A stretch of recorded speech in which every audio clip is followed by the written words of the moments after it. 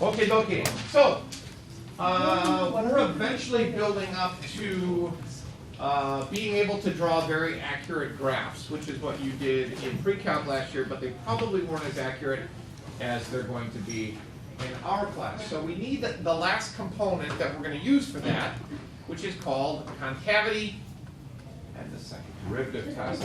Now, what's that? Sorry, I can't find my iPad. Uh-oh. I had it in my other class. I'll just take it. Do you want to look for it? No, because I think What if some on cycle's homework going at lunch. crazy? No, I think when I was working on homework at lunch, I forgot to put it back in my backpack. I understand. Okay.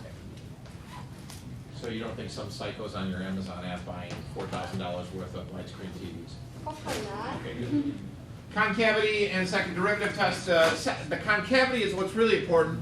The second derivative test we'll worry about towards the end. Okay, so we're going to talk about concave up and concave down. You don't have to be a rocket scientist to figure out that that means the shape of the curve. We talked about those terms before. We're going to talk about something called the point of inflection. We're going to talk about the second derivative test. So the second derivative test does exactly what the first derivative test does, only a little bit differently. Differently? Only a little bit differently. It would have a "ly" on it, wouldn't it? Yeah. Okay, thank you. And then today, well, not even today, sometime you should be able to pay for the person behind you and drive through at Starbucks. I know that. Or Dunkin' Donuts, or McDonald's, Burger King, Hardee's, Carl's Jr., White Castle. Am I forgetting any other drive-thrus? There's Culver's. Culver's, yeah, Culver's, good one. Did you say McDonald's? Panera, In-N-Out, Sam McDonald's. Chick-fil-A. Yeah, we're on the West Coast, In-N-Out Burger, best burger in the world. Five Guys? No, Five Guys doesn't have drive-thru. It's only 9. Whataburger, yeah. Wendy's. Yeah, down south. Wendy's, thank you. Taco Bell. Oh, Yeah. Guys, Frosties are like a That it? 45%. I love Frosties. Sonic. Yes. I'm gonna get one today. Yes, Sonic. Arby's. Sonic doesn't have Arby's, KFC. You know why it's called Arby's? It might have been Roast beef. Arby's. Yes. It's so big. My dad was like, Shut up. it's like down there. Hold on. This is a game changer. If you're lying, you're dying. Is that true? So That's what Molly, in case you didn't hear, would like to share her fast fact for today. Why, Molly, is Arby's called Arby's? Says a roast beef.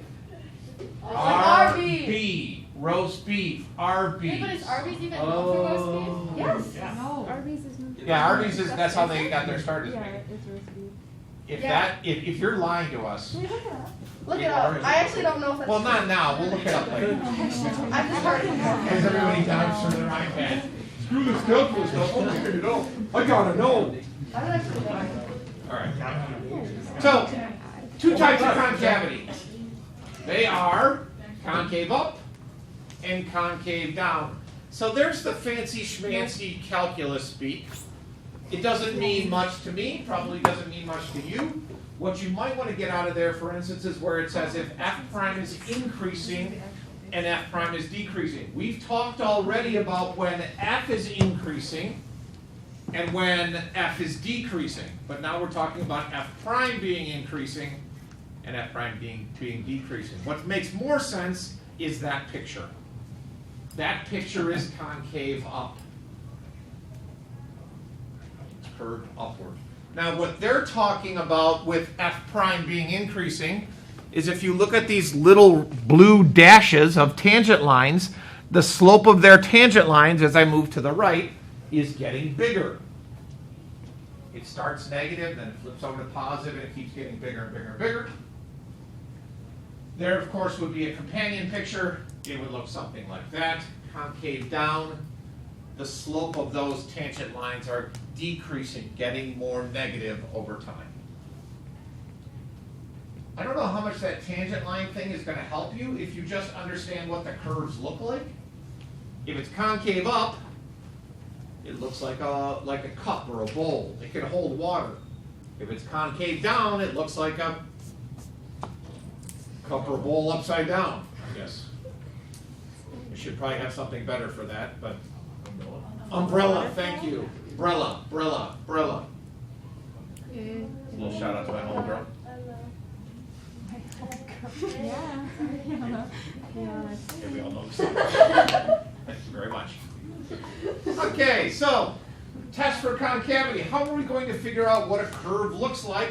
It's all based off the second derivative. The second derivative? Yes, the second derivative. We're going to be taking second derivatives.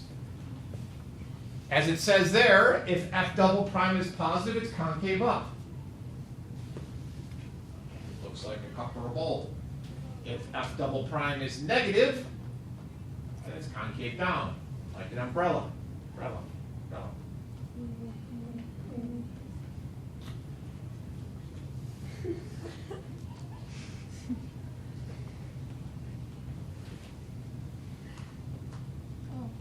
Too fast? Yes. Sorry. I thought we were supposed to be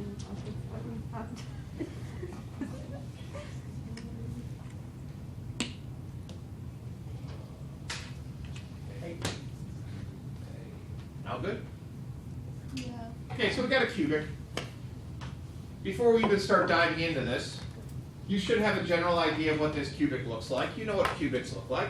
Since the leading coefficient of that cubic is positive, it's going to do your standard curvy thing. So ideally, it would look something like this. Which means, from the stuff we did the other day, we should be able to find one max and one min. Ideally. But we don't know. We're going to do some work and find out. Okay. First things first, if I'm going to talk about the concavity, I have to get to the second derivative. In order to get to the second derivative, you have to take the first derivative. I don't remember if I did that for you. I didn't. Good. Take the first derivative, please. It's a polynomial, so it shouldn't be that difficult.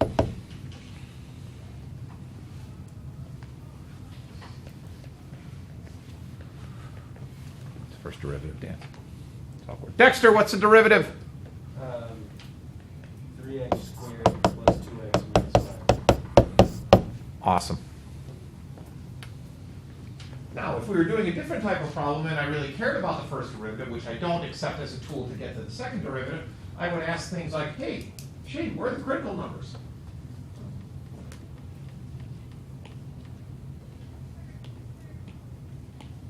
That was a rhetorical question. I know. Okay, you think. Okay.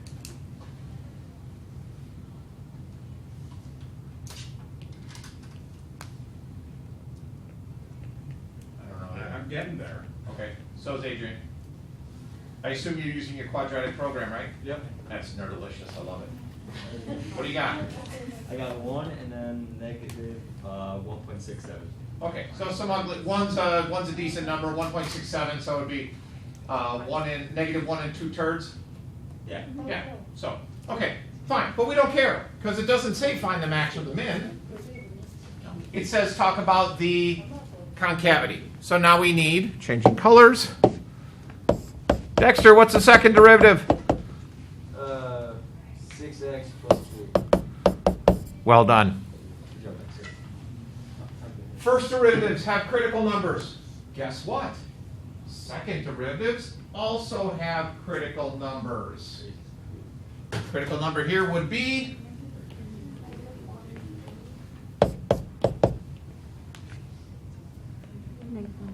negative 1/3.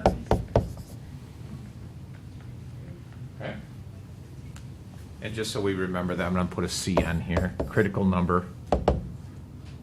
Okay. So again, first derivatives and second derivatives have critical numbers.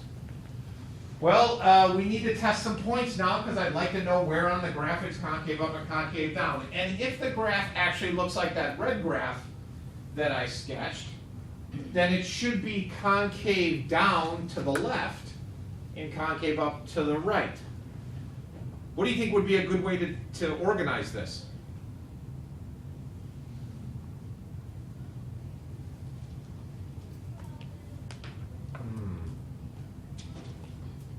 What did we do for the first derivative? A second derivative number line would be wunderbar. Remember when I said how important it was to label your number line? Well, now you see the reason why you want to label the number lines, because we're going to have two different types of number lines. Eric, what number to the left of negative 1/3 would you like to test? Negative 1. Negative 1. If I put negative 1 into the second derivative. Wait, how do I know to put it into the second derivative? Because that tells you to put it into the second derivative. Do I get a positive or a negative answer?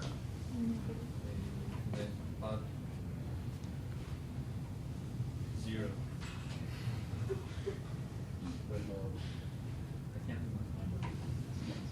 You can't remember. Let me ask my question again. Are you listening? Oh, negative 1. You get a negative answer. Okay. No arrows. Negative means concave down, CD. Oh, Eric, what number to the right of negative 1/3 would you like to test? 0. Okay, if I put 0 into the second derivative, what do I get? Positive. Positive, concave up. Okay, it matches our picture.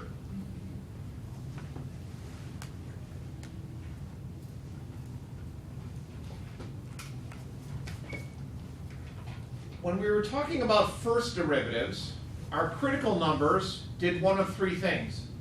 They were a max, they were a min, or some funkiness which we didn't understand. What do you suppose is happening in this picture at negative 1/3? Better question. And catch. On my graph that I've drawn, where do you think negative 1/3 is? Okay.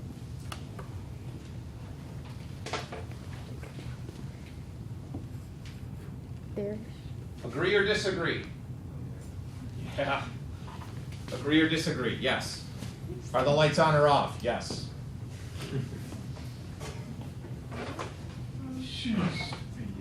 Yeah, okay, there you go. All right, beautiful. So what's special about that point, Em? It's like right in the middle of where it goes downward. Anything important happen at that point, do you think? I'm sure something important does happen. Yeah, I wouldn't ask the question. Wouldn't be just some random question. Something important does happen there. Yes. Do you have any idea what happens right at that point? Anybody else? Guesses?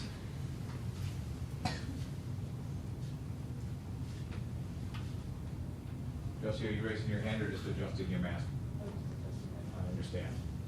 Does that have to do with the slope? Of? This portion from the relative max to the relative min? In a roundabout way, it could, yes. Is that where the slope stays constant? No. Babe? Does it change from a concave downward to a concave upward? Perfect. Yeah. Do you know what that's called? There's no way you would know that except if you were paying attention during the objectives, which nobody ever does except till we get to the end when we talk about paying for somebody behind you at Starbucks. Dexter? Is it the point of inflection? Oh. Check out the brain on Dexter. Nice job.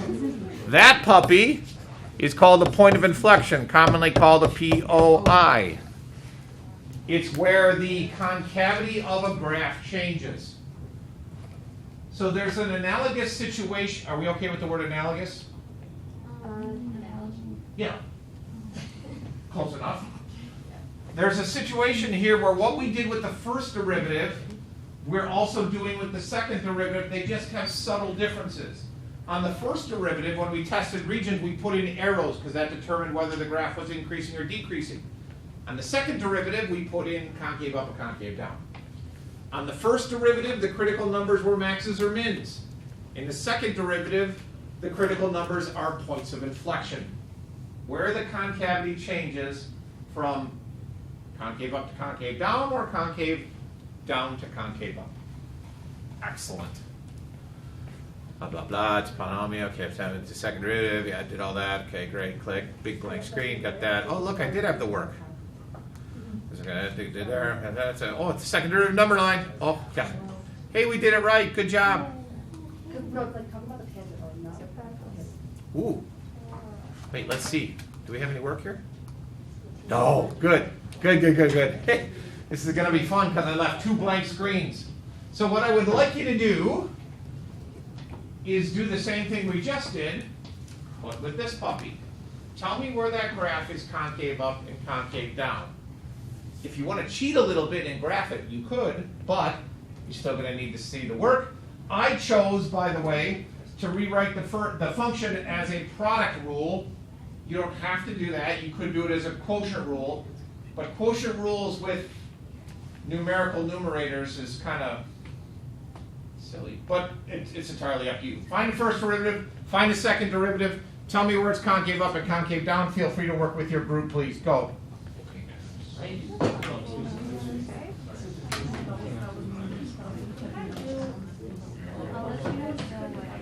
I'm doing because I don't really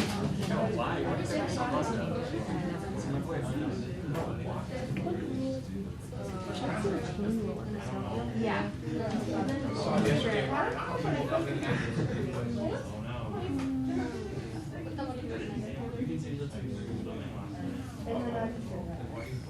You know, whatever happened didn't happen to Mariano.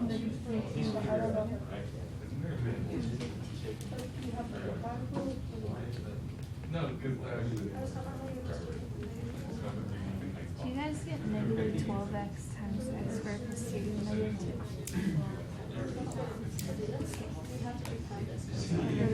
Yeah. How do you get 12x outside? 2x times yes, actually I did. 2x times the 6. I only have 1 2. I moved the negative 1. And then I subtracted 1. Then I took the derivative of the inside.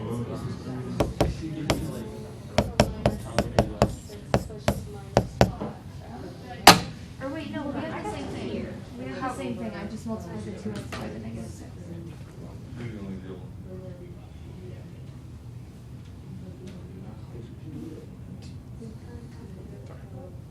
Do you have a desk pet on your No, it's charging like a cable? charging. Am I missing a chain if I do it like this? It's Like similar, that's not but done? it's not.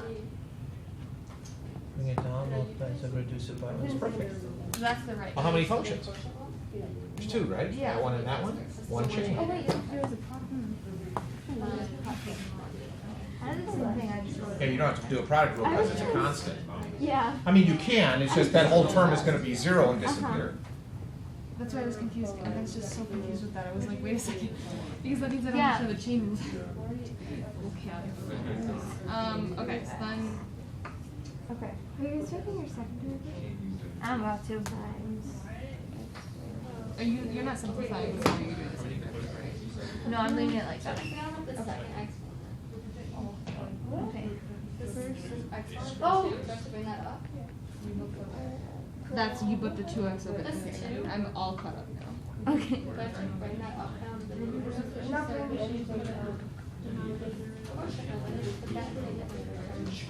It's just like, a numerator? Or denominator times the So that's what I'm saying, so now that we're bring the square one down. yeah. But it's what it makes it. So it's just x squared plus 3 squared. You have 24x times c x squared plus 3 times c up to the negative third times 2x? Yes.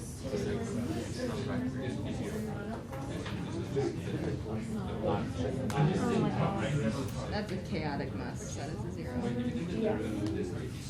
This is too long. Wait, we can take out 2x? Can't we? Or no, is that like the one? Hold on, let me see what I get. I got this for the first derivative. You start that self-deprecating stuff, I don't want to hear it. I'm walking away before I turn violent. We making progress?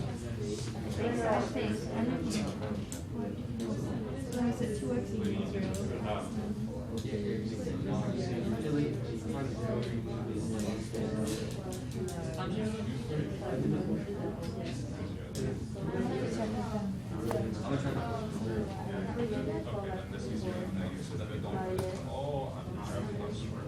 Oh, hold on. I didn't do that. That's not right. It would be x squared, right? Because 24x times 2x. Oh wait, but then what happened? How'd you already get that? I got a whole second one. I made 48. She got the same thing here, but I got this thing. This is nice one for the 24. Okay, well. Oh, I okay, just we did took, that I one. took out a 2x. Oh, okay. Okay, so that's the first part, right? Okay, so then you're left with x Oh equals my 0 god, I and then can x. take out a whole, I can take out this entire thing. That's so fun. Sorry. I just had like a moment. So then you're left with x squared plus 3 equals 0? I definitely,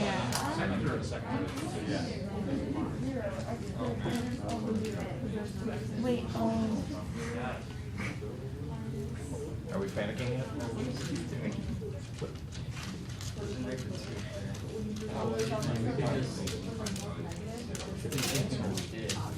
Did you just make me go away? What did? Can I see it?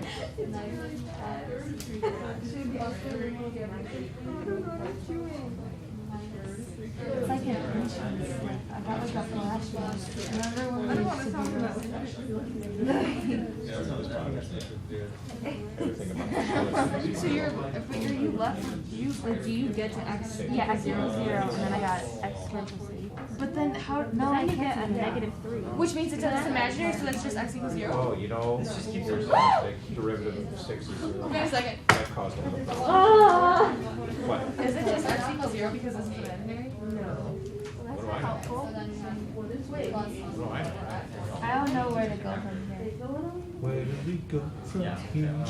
That all the children's grown up. I don't know.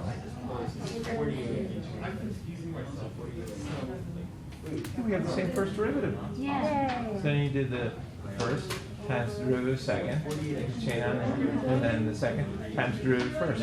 Okay, good. What do these two terms have in common? X squared plus 3. They got the more negative exponent. Oh, okay, so to the negative 3. And then you'll have a product, and both products equal 0. Oh, okay. Is this right? And when you take out the more negative, can you explain like how to take out the more negative power? I don't get it. The negative 3. You take out the negative 3. Anybody think they have both derivatives? Divide Almost. subtract. Almost. I have this You think we're playing horseshoes? Yeah. Then you get, should be 1. Yeah. Dividing negative 2 by negative 3, so you subtract them, negative 2 plus 3. Yeah, so you get 1. Yeah.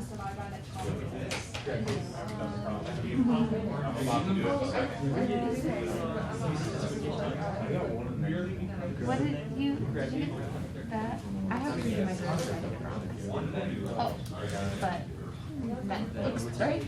Because I took out a... Okay, so I have the first derivative I up know, there. I I'm walking wouldn't around the have room. It that. appears that most of you, if not all of you, did not have trouble finding the first derivative. Now, I chose to do it this way because rewriting it as a product is, in my opinion, easier because 6 is a constant.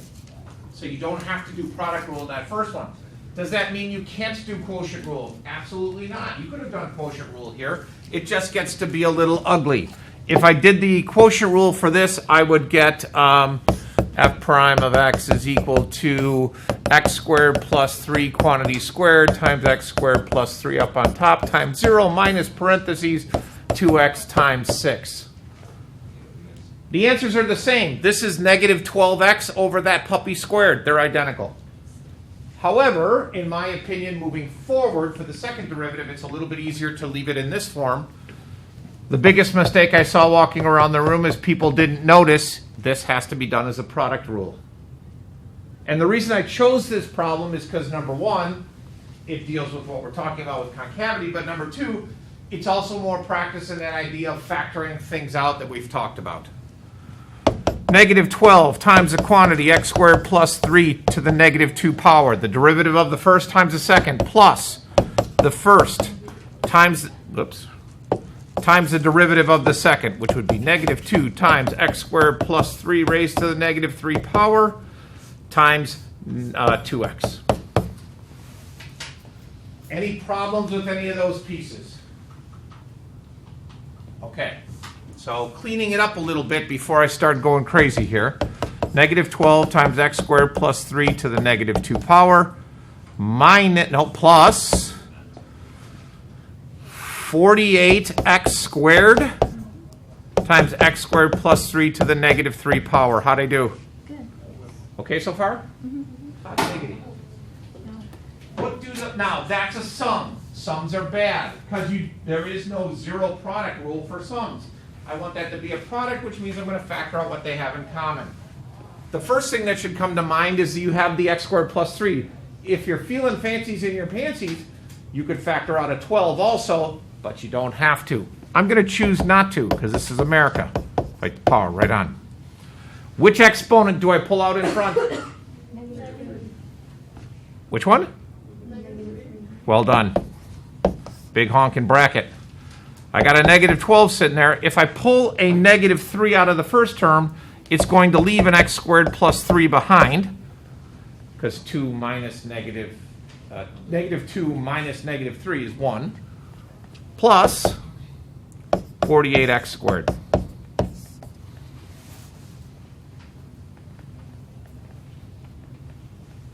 Okay, we're getting there. That is, let's see, that's negative 12, so that's 36x squared minus 36 all over x squared plus 3 to the third power.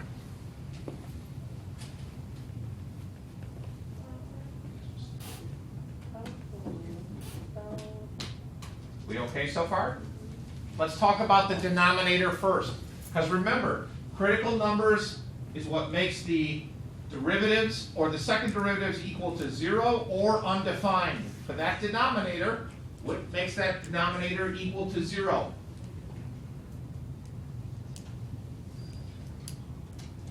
You can tell me, Molly. Why are you shaking your head no?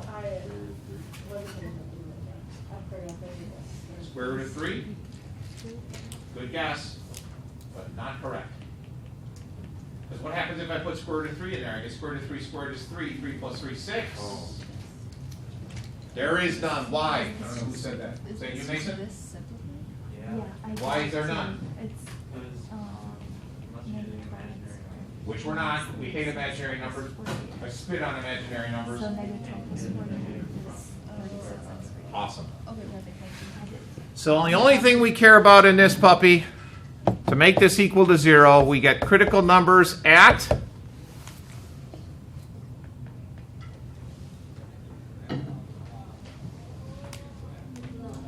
well, this is awkward. What is it?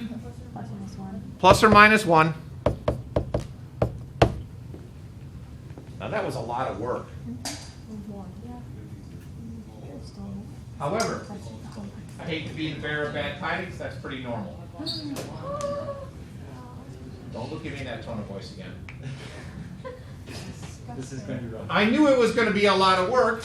That's why I saved 2 screens for solving this problem. Whoops. Where's my clicker?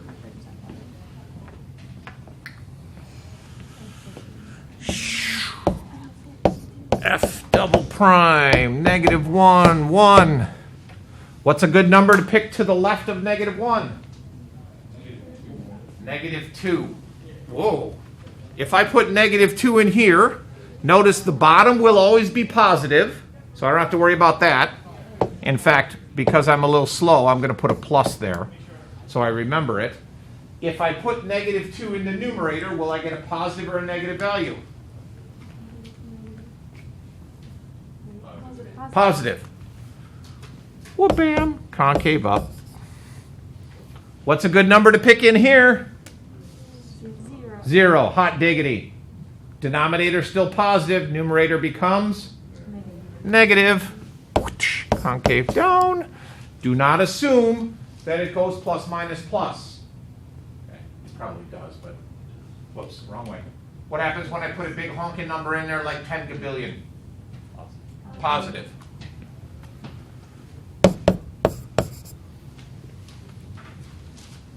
Therefore, the function is concave up from negative infinity to negative 1. Ooh, bracket or parentheses? Parentheses, same reason why we did max and mins. Union, 1 to infinity. Concave down from negative 1 to 1. Ooh. Where are my points of inflection? 1 and negative 1. Very good, because that's where it changes. Okay. This had absolutely nothing to do with maxes and mins. If you look at that graph, there might be a whole bunch of maxes and mins in there. We don't care, because in the original problem, all I was asking you for is where is it concave up or where is it concave down. Okay. But again, you have to take the first derivative as we get to that second derivative. The culmination of all this stuff is going to be using all that information to draw pretty graphs of these functions without using a calculator. We'll get to that later. Okay. Questions? Okay, we did this already. Okay, so we'll skip it. Anywhere it changes from concave up to concave down, or concave down to concave up, we have a point of inflection. Those are not maxes and mins. Those are points of inflection. Beautiful. Blah, blah, blah, blah, blah, blah, blah, blah, blah. Great, we did that already. Okay. We're not going to do another example. Unless you want to. Okay, I'll leave it there for you. It's a quartic. You can figure that out on your own. Take the derivative twice, and it equals 0, solve that. It's a little easier, but I want to get to this bad boy. Oh, it looks like I did the work. Hey, look at that. Cool. Excellent. Okay, beautiful. Nice second derivative test. Okay, so this one gets a little difficult because nobody ever wants to use the second derivative test. Why would you when you could use the first derivative test? Just a quick refresher. The first derivative test says a local max occurs at x equals blah, blah, blah because the function changes from decreasing to increasing. A local min occurs, you know, the sentences that we wrote. The second derivative test does the same thing. It can be best explained by a couple pictures. Let's suppose you have a function that you know a critical number and the function is concave down. So let me repeat that. You have a function where you know the critical number of the first derivative and the function is concave down. Draw a picture of that.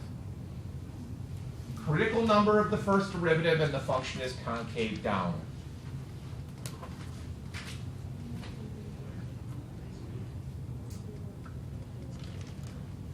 In other words, the critical number from the first derivative is you have a max or a min. You don't know which one, but the function is concave down. What does that look like?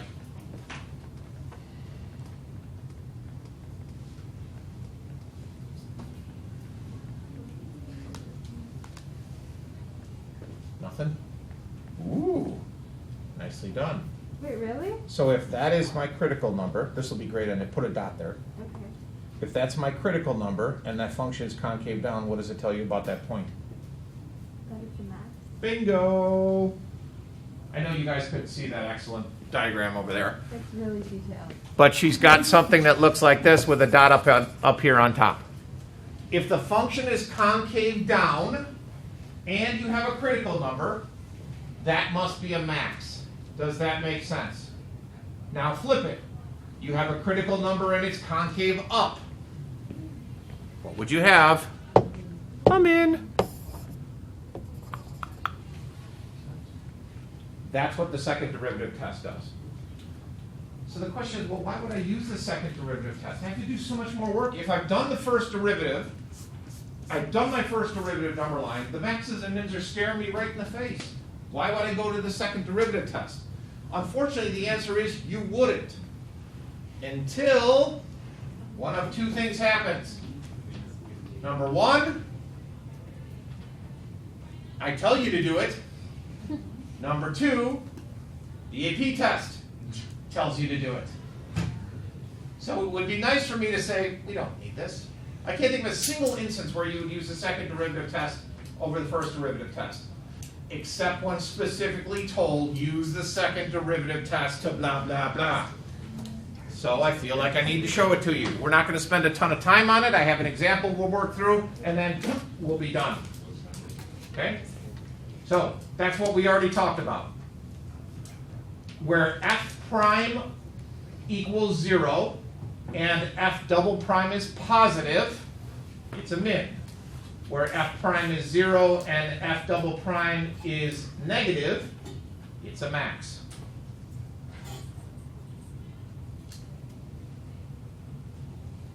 So let's do an example. Oh, by the way, it does say down there, what if f double prime equals 0? You're screwed. You got to go back to the first derivative test, which is even more ridiculous. I'm sorry. Really, I'm sorry. Okay, so let's do this. I know how much you guys like quintics, so I brought another quintic up. Okay. Now, here's what's going to be a problem.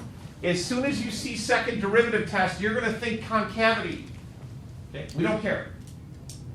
Concavity is not an element here. We just need to know if the first derivative test or the second derivative test. So, sorry. We need to know the first derivative and the second derivative to use the second derivative test. So f prime of x is negative 15x to the fourth plus 15x squared, which means negative 15x squared, factor that out. I'm left with an x squared minus 1. So my critical numbers when this is equal to 0 happen at x equals 0 and x equals plus or minus 1. Everybody with me so far? That's from the other day. First derivative number line. Woohoo! 0, 1, negative 1. I don't know how to say negative in Spanish. Anybody know negative in Spanish? Negativo? I was close enough. Okay. Big honking number to the right of negative 1, negative gabillion. Well, if I put a negative gabillion in here, this will be positive. This is always going to be negative. So I'll leave that as negative. This will be positive, so this will be negative, decreasing. Negative 1/2. Negative, negative, positive, increasing. Am I going too fast, or are you with me? Why are we using the first? Why are we using the first derivative? It says using the second derivative. We're not using the first derivative test. But how come- I'm just creating a first derivative. You don't want? Okay. Fine then. Wait, We finished this? I already wrote it down. Please, can we finish this? We can finish it, sure. I'm just doing a first derivative number line, that's oh all. wait, like why? This isn't the first derivative test, it's just a number line. What are you trying to solve for right now? I did what I needed here. Yeah. Yeah. Right. I'm just doing a graphic representation because I know where we're going. So bear with me. So, okay. Okay? Just In order to do the second derivative test, though, do you have to first find the critical numbers of the first derivative? yes. Okay. Okay, so I think that's the issue for people, yes? Just because you're doing the second derivative test doesn't mean you don't use the first derivative, because notice in this thing it says we need this chunk of information. I already did that. Right? I did that. I found it at 0, 1, and negative 1. I'm doing this so that you can see a graphical representation in a second. Okay? Now we're good? Okay. So 1/2 is going to be negative times negative. It's positive, increasing. And then a big honking number is going to be negative, so it's decreasing. Okay? This, as people pointed out, is not required for the second derivative test. But I do it anyways, and you'll see why in a second. Obviously, I'm going to have to write smaller here. F double prime of x is negative 30x. Nope, I lied. I'm going back up to this guy. So that's negative 60x to the third plus 30x. I think, yes? Yeah, good. Okay, set that equal to 0, factor out a negative 30x. I'm left with a 2x squared plus 1. So my critical numbers for the second derivative would be x equals 0 and 2x squared minus 1. thank you. Glad somebody's paying attention. Lord knows I wasn't. Plus or minus the square root of 1/2. Is that right? Yeah, move the 1 to the other side, divide by 2, take square root of both sides. Okay, good to go. Okay. Now, I got everything I need. Now I just need to put the puzzle pieces together. And I'm going to put the puzzle pieces together by drawing another picture. I'm going to put the F double prime number line below it, because for me, it helps me visualize what's going on. So 0 goes on there. Somebody with a, Adrian, you got your calculator handy? What's the square root of 1/2? Squared. It is 0.707. Okay, so I know that that's over here.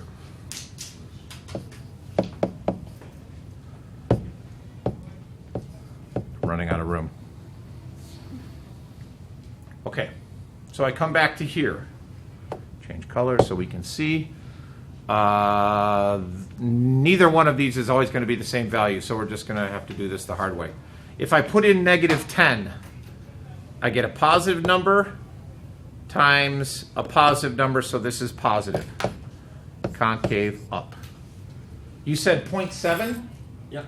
Okay, so if I put in a negative 1/2 here, I get a positive, and negative 1/2 squared is 1/4 times 2 is 1, negative, so this is going to be negative. Concave down.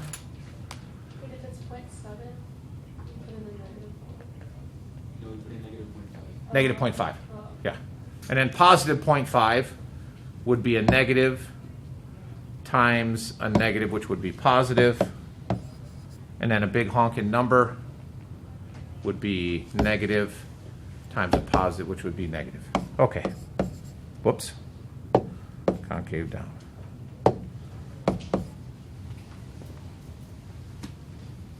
Okay, so after all of that mess, I just need to look at 3 things. And that is, I know that these 3 numbers are my critical numbers. If there's a max or a min on this graph, it has to happen at 0, positive 1, or negative 1.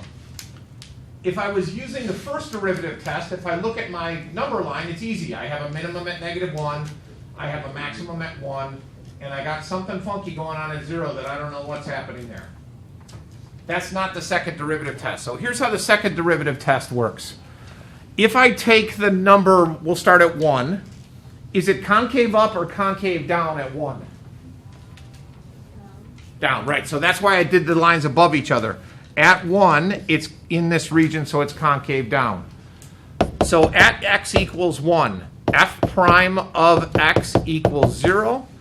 F double prime of x is negative, also known as concave down. So this is how I always handle this. It's a critical number and it's concave down, so I do this. It's a visual. Look over here. Is that a max or a min? It's a max. Okay? Which matches what I know from my first derivative number line. At negative 1, x equals negative 1. F prime of x equals 0, and f double prime of x is concave up. Concave up, max or min? Min. Min, max. And I know this is ridiculous. Why? Why did I do all that work in red when everything I needed is right there in blue? And the answer is, like I said, you wouldn't until they specifically say use the second derivative test. 99.9% of the time you're going to do the blue stuff and done. And even at this problem in particular, it's so much easier.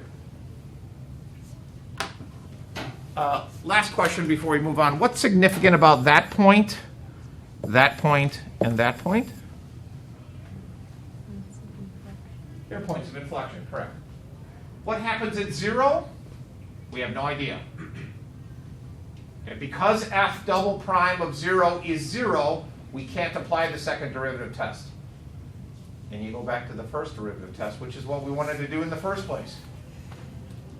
It's a little ridiculous, I know.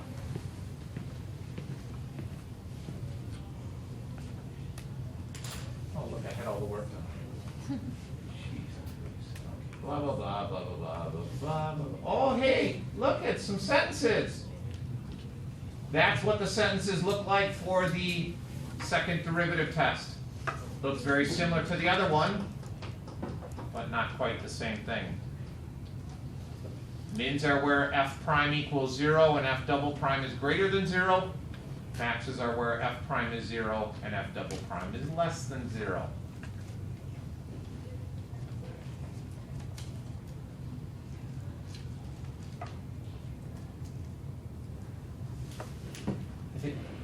You good?